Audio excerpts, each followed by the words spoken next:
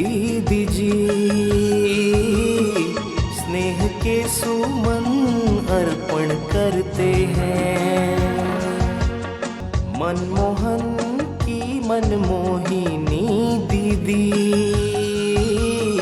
स्नेह के सुमन अर्पण करते हैं। ओम शांति। आप सबसे फिर से मिलते हुए बेहद खुशी हो रही है कि आज एक ऐसे हस्ती ब्रह्मा कुमारी के बारे में बताते हुए हमें भी गर्व अनुभव हो रहा है। शुरू की बात है, दीदी मनमोहिनी जी कैसे ज्ञान में आए। दीदी का ननिहाल और ससुराल दोनों साइड में दीदी धनाढ़ परिवार से थी, लेकिन जीवन का अफसोस ये था कि दीदी को कोई लौकिक बच्चा नहीं था। तो दीदी ने अपने उस जन्म में ही बहुत भक्ति पूजा पाठ तीर्थ कर चुकी थी। तो किसी के कहने पर दीदी आके ओम मंडली में पहुंची और दीदी का वही एक ही आस थी। दादा को तो पहले से ही जानते थे, दादा लेखराज को। तो जैसे पहुंची, सत्संग चल रहा था और दीदी इतना मस्त माने भक्ति भावना से भरपूर थी। और जैसे हॉल के अंदर पहुंची, दीदी को दादा लेखराज में, ब्रह्मा बाबा में छोटा सा कृष्ण, बाल कृष्ण, विष्णु श्री कृष्ण दिखाई दिया। और साक्षात्कार में दीदी बिफोर होके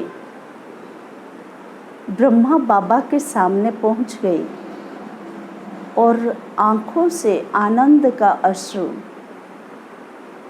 बह रहा था। तो दीदी इतना संतुष्ट हो गई, भरपूर हो गई और खुशी में गदगद होके जाके मार्केट से विष्णु श्री कृष्ण के लिए छोटा सा स्वेटर और छोटा छोटा सॉक्स लेके आई।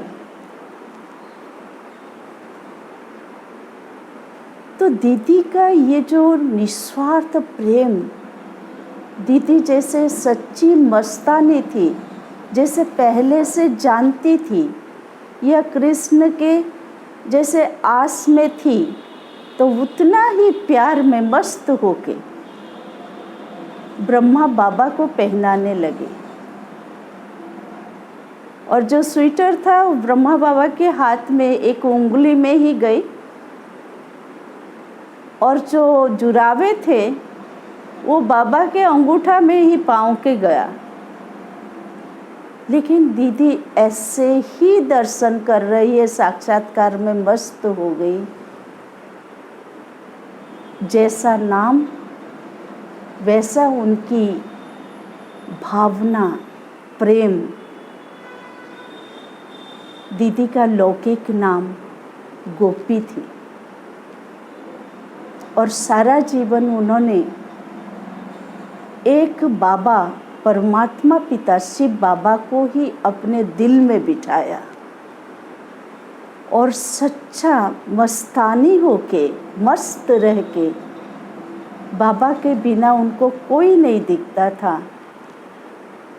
1936-7 से लेकर के दीदी का देहांत तक 1983 जुलाई 28 को दीदी छोड़ी, लेकिन एक रस थी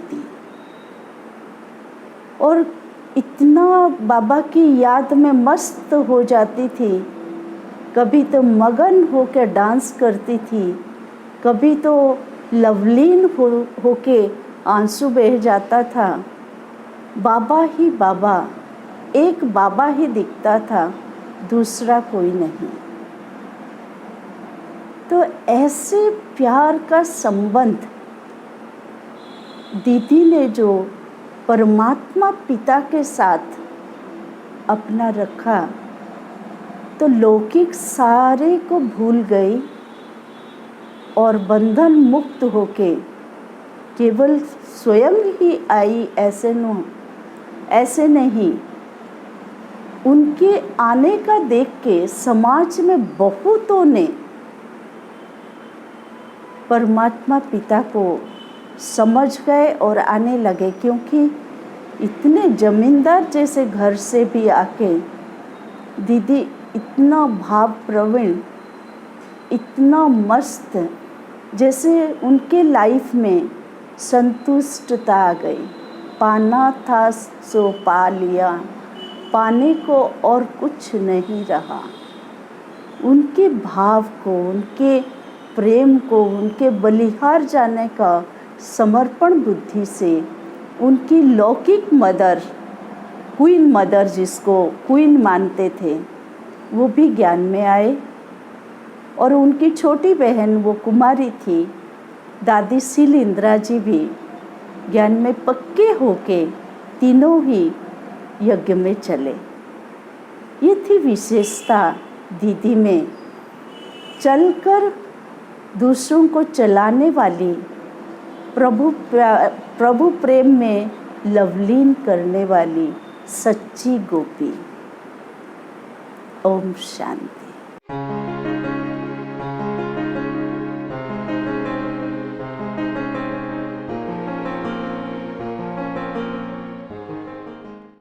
दीदी मनमोहिनी जी की याद आती है। उन्होंने इस यज्ञ में जो अपनी यादगार बनाई, उस यादगार के कारण हर ब्राह्मण आत्मा ने उनके कदम पर कदम रखते हुए इस यज्ञ की सेवाएं की हैं। दीदी बाबा की बहुत आज्ञाकारी, सपूत, सच्ची और ईमानदार गोपिका के रूप में थी। उनका लौकिक नाम भी गोपी था। बाबा ने उन्हें अलौकिक नाम मनमोहिनी दिया,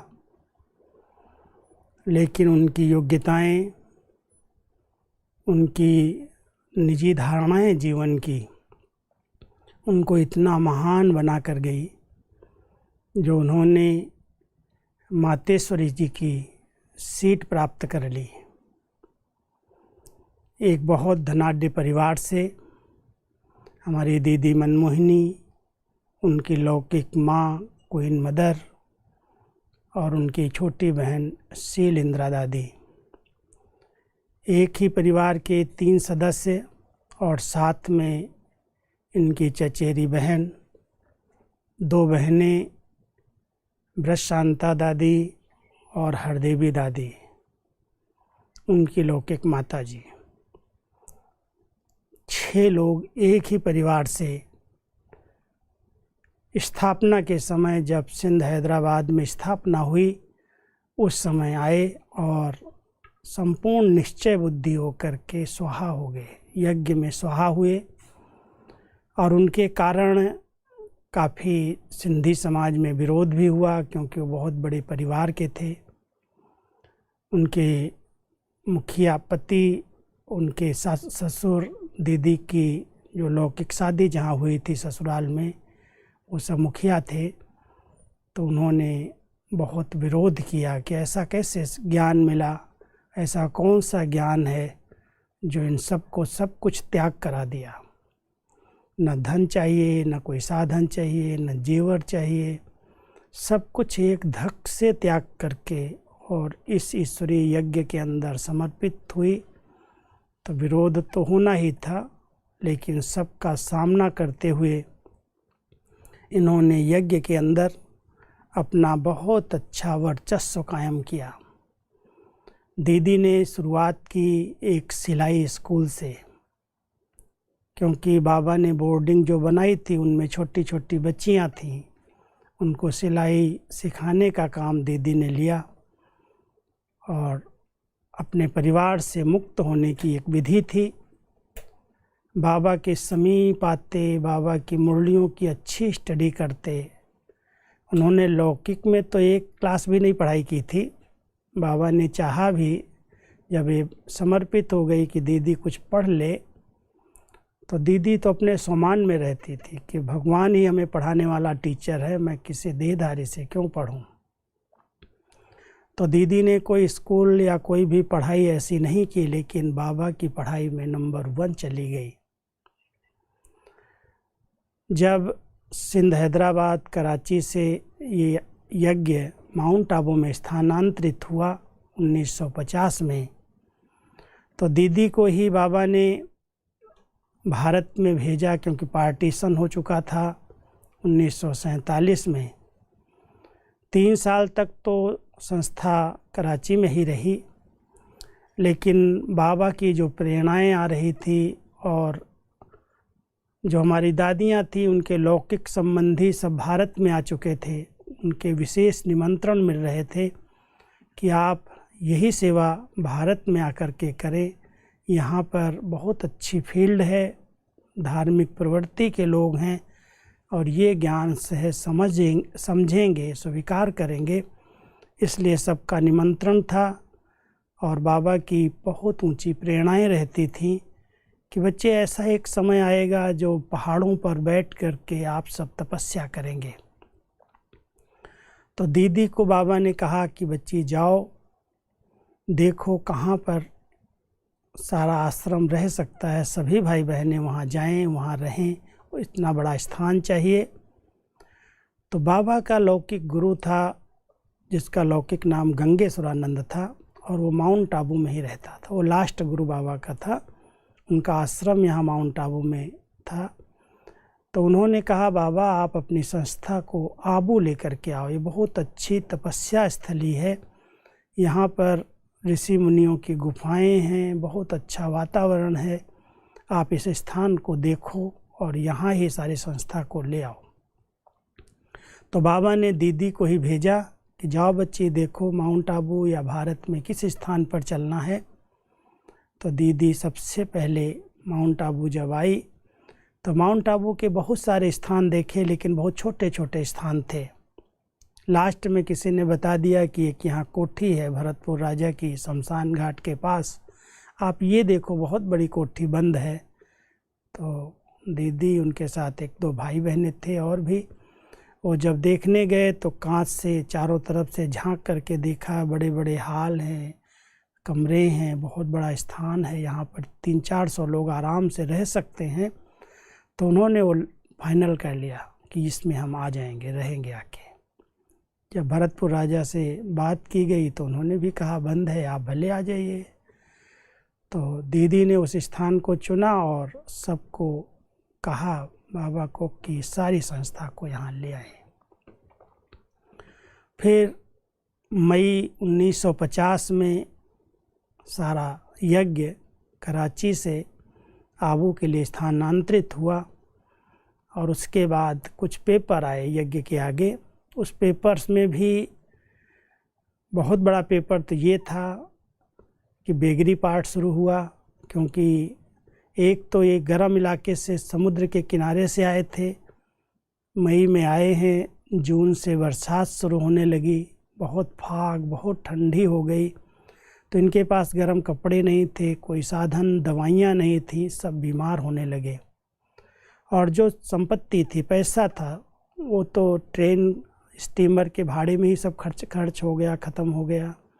तो पैसा भी नहीं था और बीमारियां भी शुरू हो गई। तो जो सामान लाए थे सब बेच करके, सब दे करके 1 साल तो यज्ञ को बेगरी पार्ट में चलाया।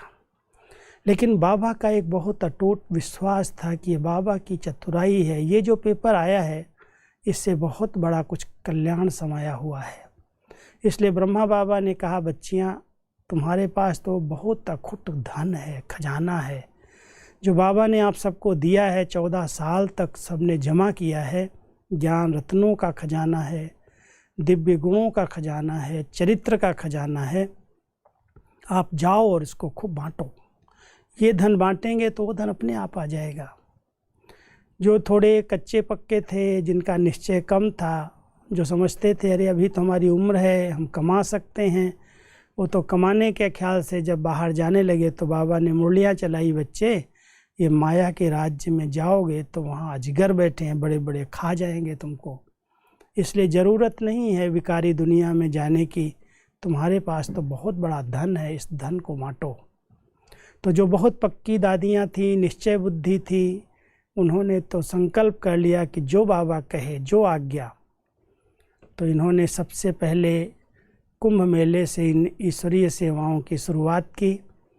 और शुरुआत में जब ये जाती थी बहनें तो इनके खुले बाल और बहुत रायल संस्कार, उनका चेहरा एक दिव्य प्रकाश से प्रकाशित, क्योंकि 14 साल भट्ठी की थी, पवित्र थी, योगिन थी, तो इनको देख कर के लोगों को बड़े अच्छे अनुभव होते थे, तो कोई साक्षात देवियाँ यहाँ उतरी हुई हैं। और कहते थे दीदियाँ, उन्होंने ही कहा जब यूपी में गए तो यूपी में बहनों को दीदी कहते हैं कि दीदियाँ आप यहाँ क्यों बैठी हैं, आपको हम मकान देते हैं, आप चलो, आप वहाँ ये ज्ञान दो, वहाँ सेवाएं शुरू करो, ये आपके लिए स्थान नहीं है नदी के किनारे धूल मिट्टी में बैठना। तो दादियों ने उस समय सेवा केंद्रों की स्थापना प्रारंभ की। निमंत्रण मिलते गए, पहले कानपुर में मिला, फिर दिल्ली में मिला, लखनऊ में मिला, और सेवाओं में दादियों ने बहुत रुचि से त्याग मूर्ति बन करके अपना योगदान दिया। और बाबा ने दीदी को दिल्ली कमला नगर में सेवा के लिए रखा, क्योंकि दीदी की जो हैंडलिंग पावर थी, दीदी के अंदर जो निजी धारणाएं थीं, त्याग की मूर्ति थी, दीदी सबकी कंट्रोलर थी।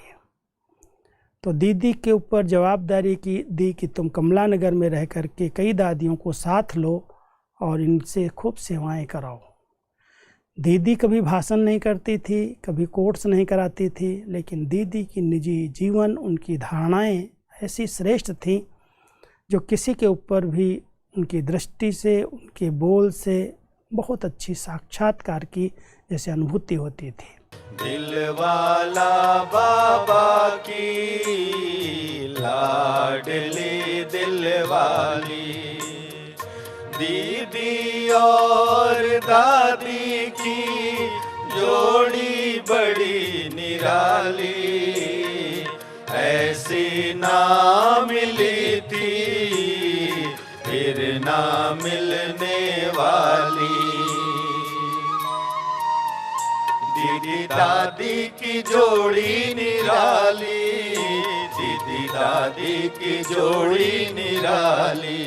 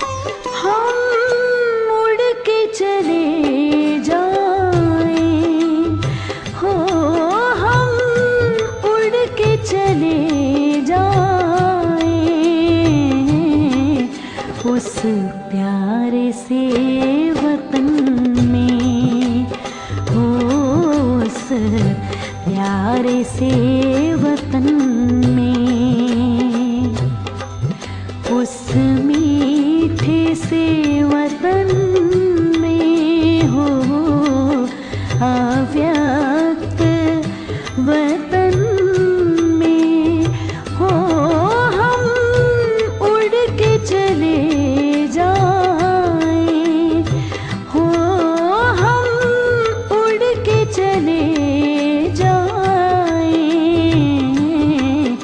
उस प्यारे से वतन में, हो उस प्यारे से वतन में।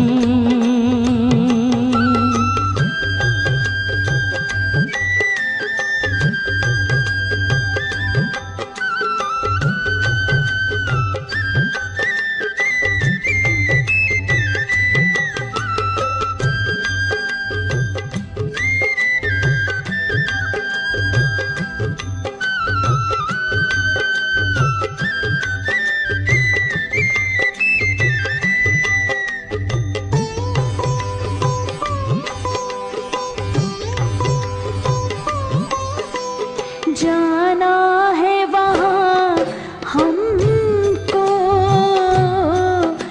जहाँ बाप और दादा है,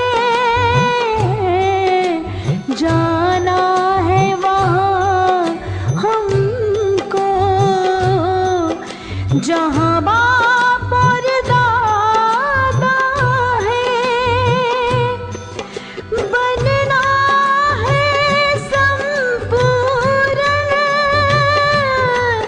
किया बाबा से वादा है, जो बाबा से किया था वो वादा निभाएंगे, हम उड़ के चले जाएं, हो हम उड़ के चले जाएं, उस प्यारे से वतन में, हो उस प्यारे से वतन में।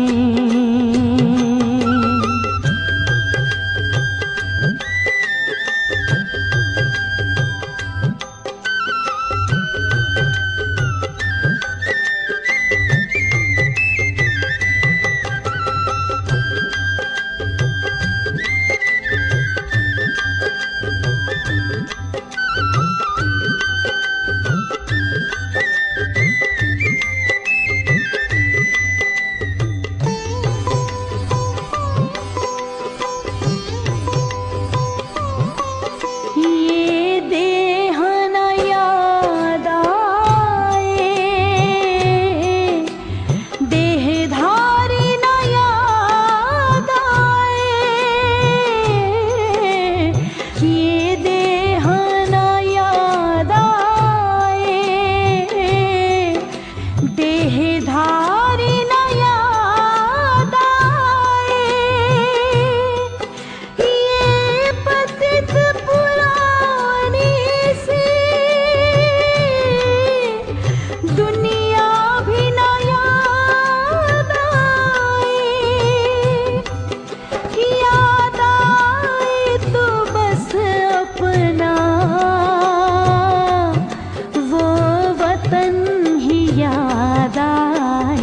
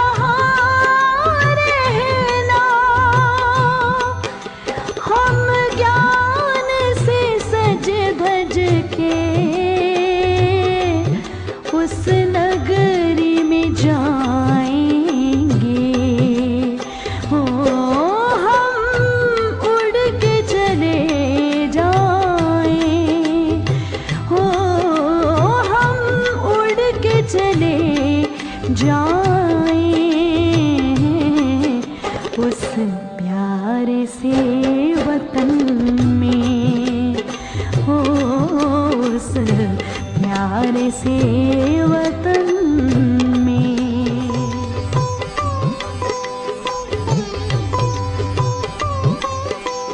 वतन में है ठहरे हुए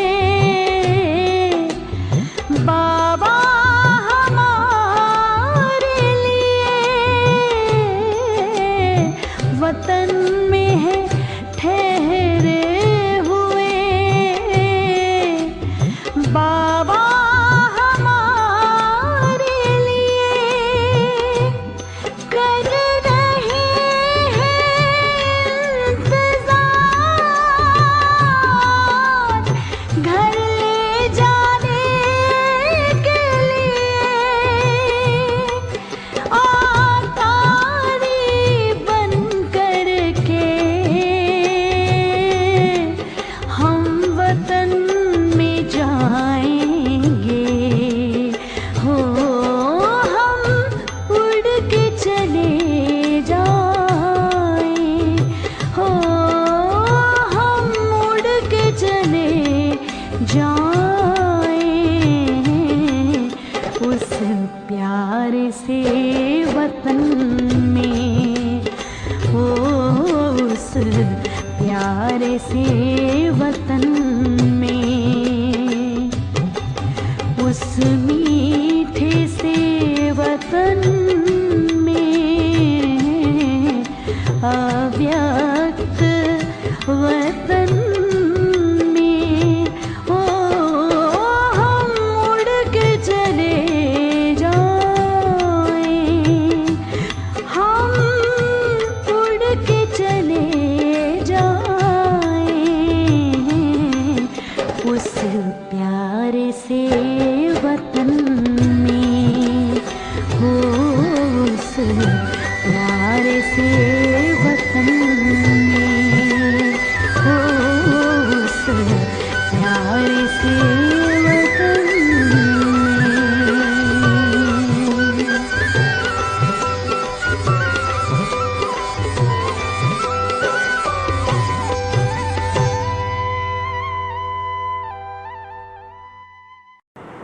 ओम शांति।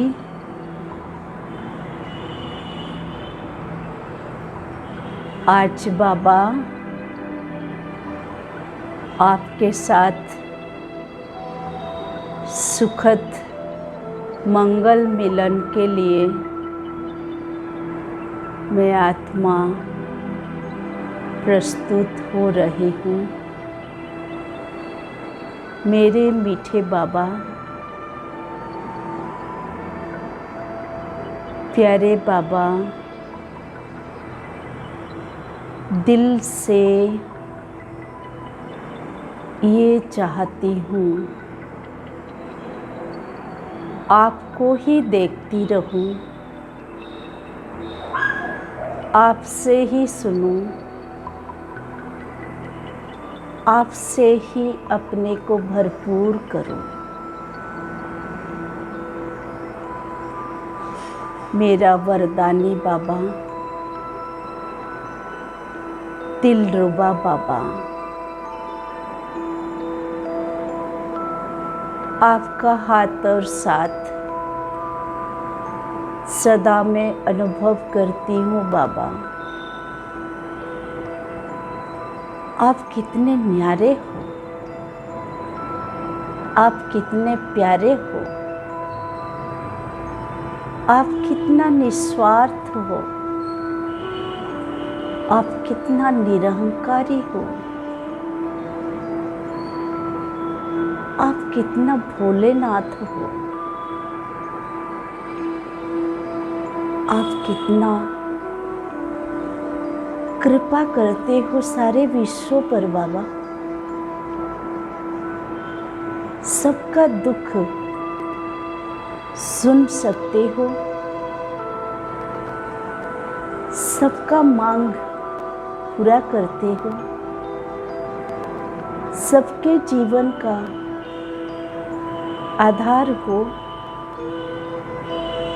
कोई जाने ना जाने आपको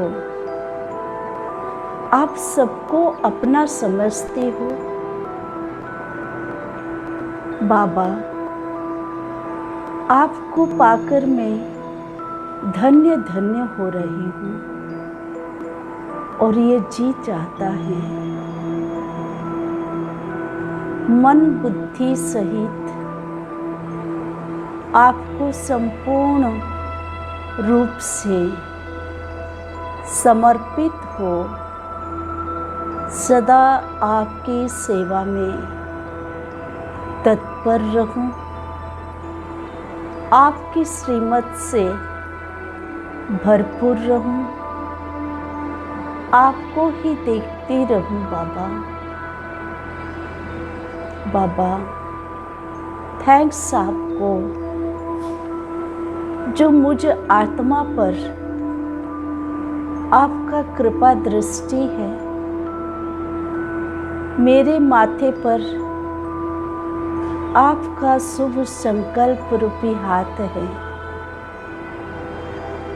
मुझे आप सहयोग का वरदान का हस्त कमल द्वारा आगे बढ़ा रहे हैं। मैं कैसे आपका आशा पूर्ण करूं? इसलिए बाबा दिल से आपको थैंक्स देते हुए मैं आत्मा खुशी खुशी से गदगद हो, मन बुद्धि सहित एकाग्र हो रही हूँ आपके पास चलने। ना मेरे में संसार का सपना है, ना मुझे आत्मा के अंदर देह के प्रति लगाव है, ना मुझे कोई आत्मा से कोई लेन देन है। आप तो मेरा सब कुछ हो, सब कुछ हो बाबा मेरे। आप ही मेरा ताकत, आप ही मेरा स्वर्ग, आप में ही मेरा सुख शांति है। मैं तो प्रफुल्ल होकर, संतुष्ट होकर चली, उड़ उड़कर आपके पास इस नील गगन से पार, सूर्य चांद सितारों से ऊपर,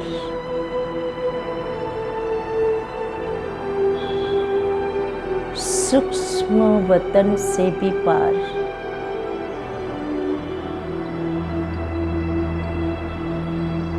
वही दिव्य धाम, शांति धाम, पवित्र धाम, सुनहरा लाल प्रकाश का धाम, परम धाम।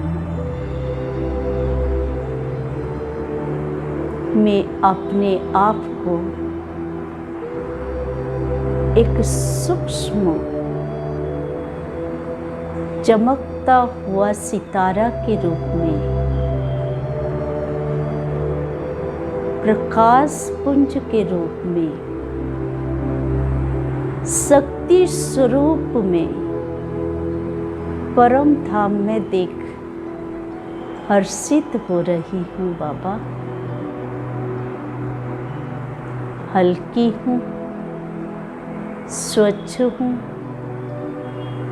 एकाग्रचित्त हूँ। आपको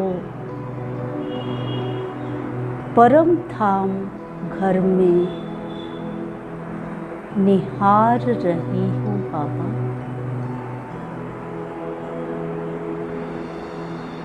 मुझ आत्मा को ये अनुभव हो रहा है, आपके शीतल किरण, आपके सुख शांति का लहर स्पर्श हो रहा है। आपके अमाप शक्ति मुझ आत्मा के अंदर उमंग उत्साह से भर जा रहा है। मीठा बाबा, आपको सम्मुख देकर मैं खुशी से गदगद हो रही हूँ। आनंद से आंसू निकल रहा है। प्रेम की धारा में आप ही आप हो। आप ही मेरा संसार, आप ही मेरा सब कुछ। आपको ही देख रही हूँ।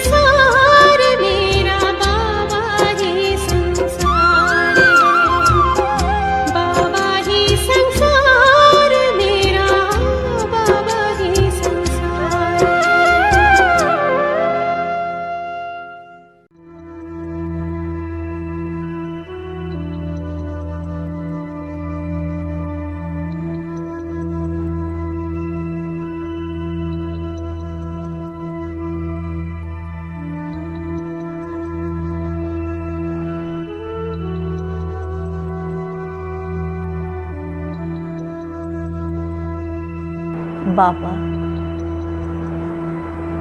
आप कितना प्यारा, मीठा हो, मैं अनुभव करती जा रही हूँ।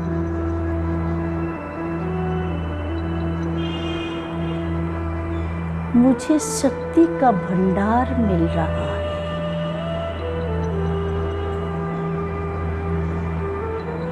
मैं शक्तिशाली अनुभव कर रही हूँ बाबा।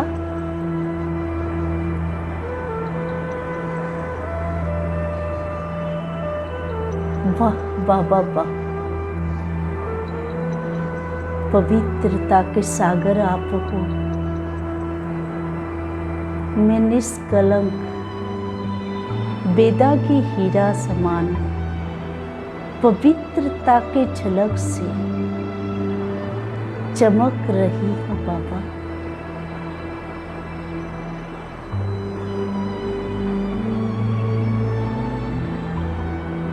आप मुझ में गुणों का भंडार बना दिया, सब कुछ भर दिया बाबा।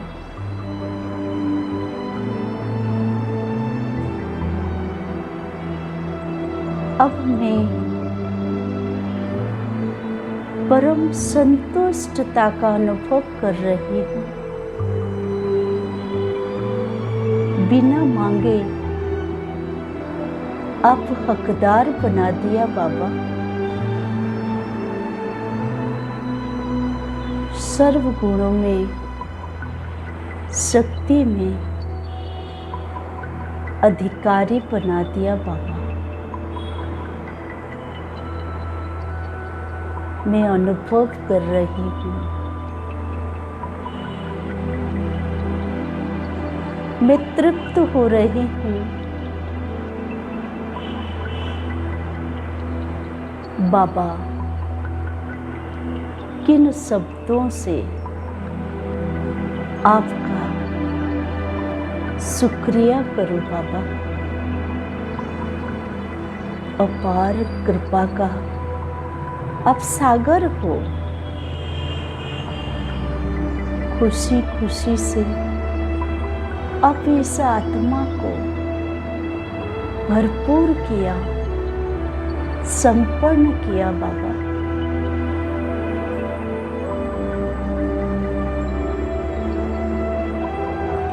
मुझ आत्मा में ये संकल्प अभी बार बार आ रहा है कि सभी आत्माएं आपके बच्चे हैं।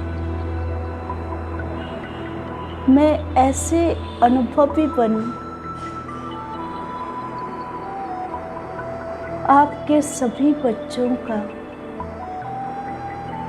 दिल से सेवा करूं,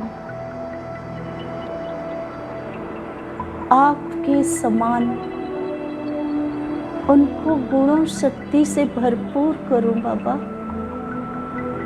आपसे संपर्क जुटाकर उन्हें भी इस राह का राही बनाओ बाबा। अब मैं तृप्त होकर परम धाम से निकलकर सूक्ष्म वतन को पार करते हुए साकार लोक में पहुंची।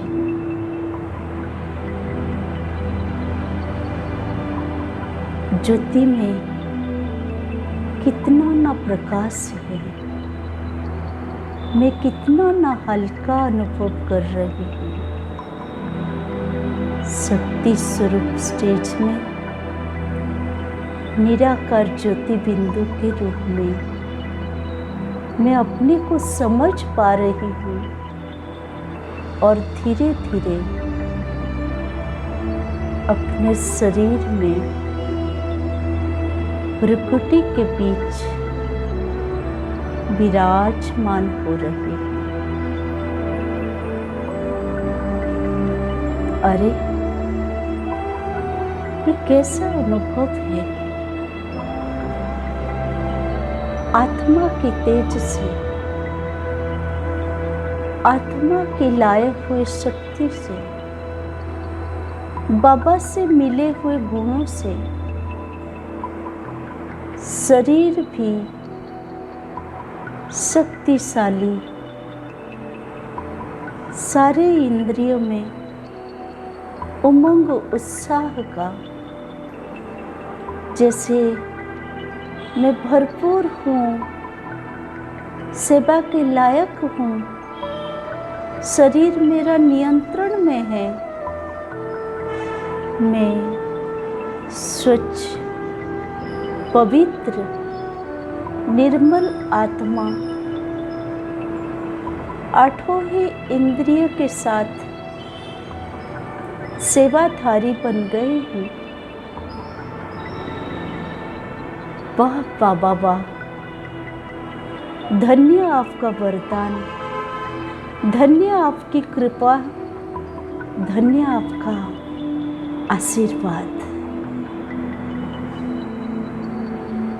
अब मैं आत्मा देरी ना करते हुए पुनः उमंग उत्साह के पंख के साथ उड़ चलूं में ब्रह्मा बाबा के पास, सूक्ष्म चमकीला एंजेलिक ड्रेस में, आकारी शरीर में। मुझे इसमें ही आनंद आ रहा है बाबा। पंछी जैसा उड़ रही हूँ, ज्ञान योग के पंख मेरे, उमंग उत्साह के पंख मेरे मन बुद्धि को एकाग्र कर रहे हैं और मैं स्पीड से सूक्ष्म वतन की ओर चली।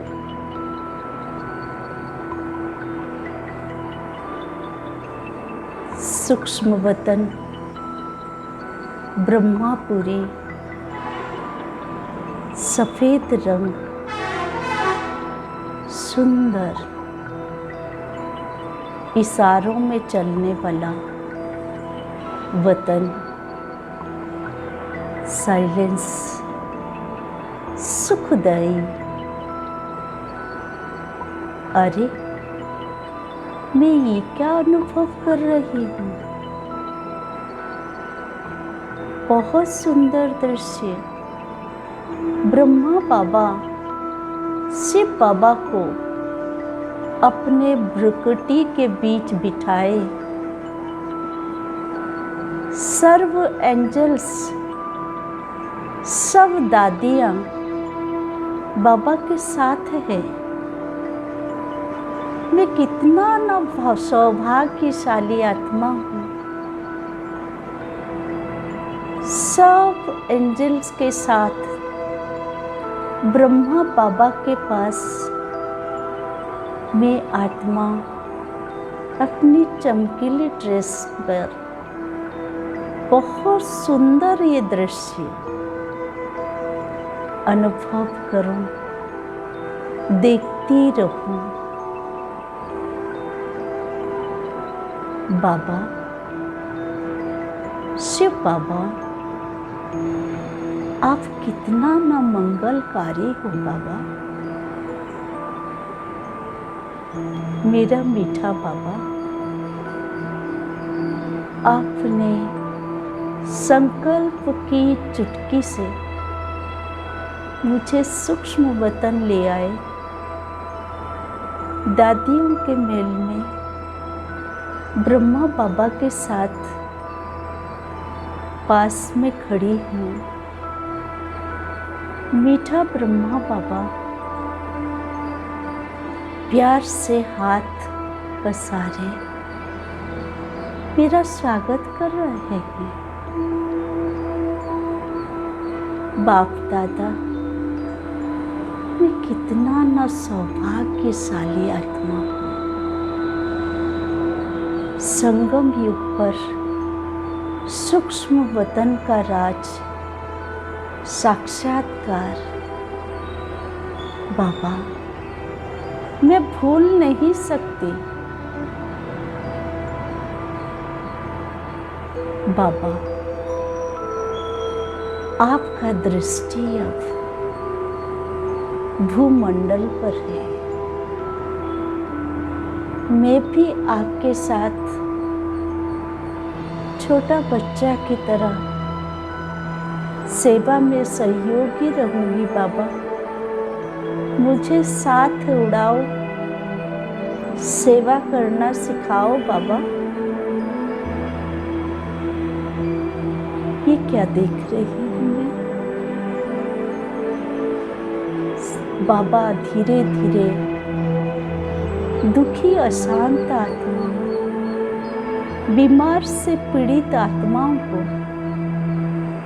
अपनी दृष्टि, अपना हाथ फेर के शक्ति का संचार कर रहे हैं। मेरा संकल्प बाबा का साथ और हाथ सभी आत्मा भाइयों के अंदर खुशी का अनुभव करा रहा है। सभी दुख दर्द को भूल ऊपर के ओर देख रहे हैं।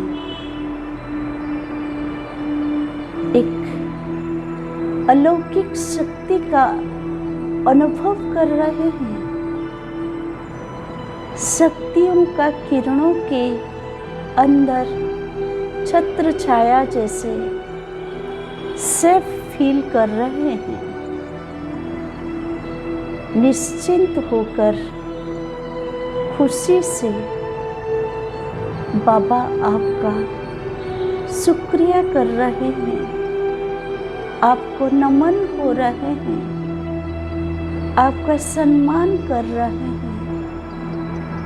बाबा, इन आत्माओं पर दया की दृष्टि डालो। बाबा, ये भी राजयोग के माध्यम से आपके पास आ जाए, सुंदर सुखद मिलन करे,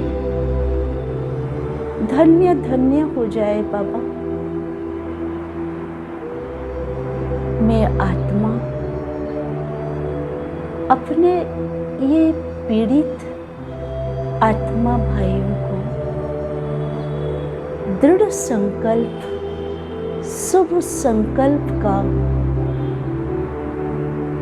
शक्ति के आधार से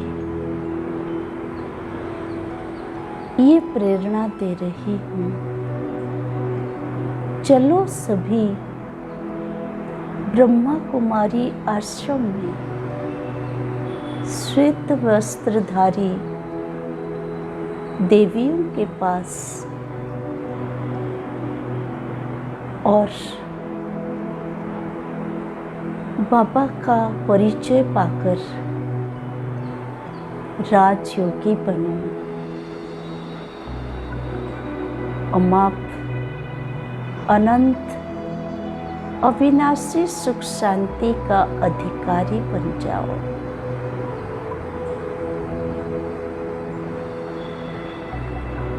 अब मैं बाप दादा से छुट्टी लेकर चली अपने साकार जगत के ओर।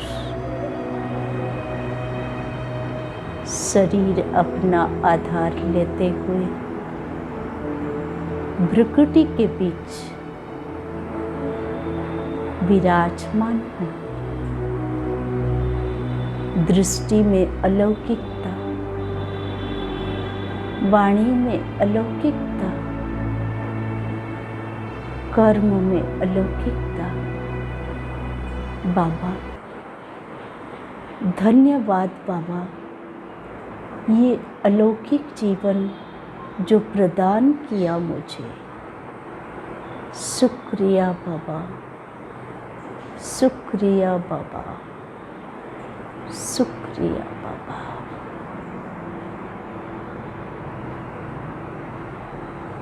ओम शांति।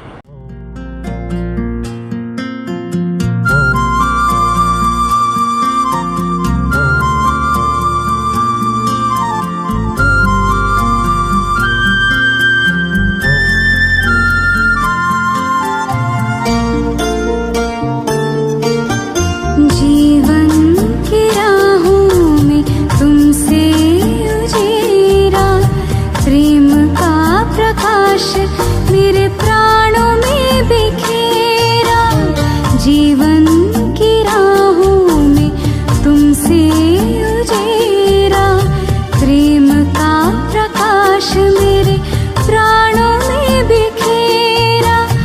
आंचल में भर के कहा लाल मेरा, आंचल में भर के कहा लाल मेरा।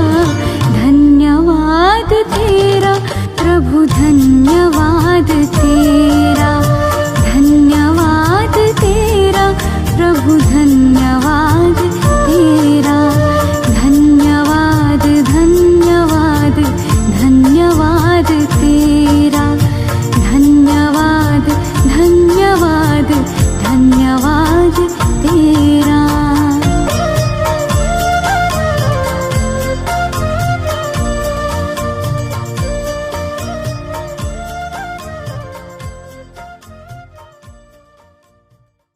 ओम शांति। कल के लिए सुमान हम याद करते हैं। मैं आत्मा दिल वाला बाप को दिल में बसाने वाली बाबा की सच्ची दिलरुबा हूँ। ओम शांति।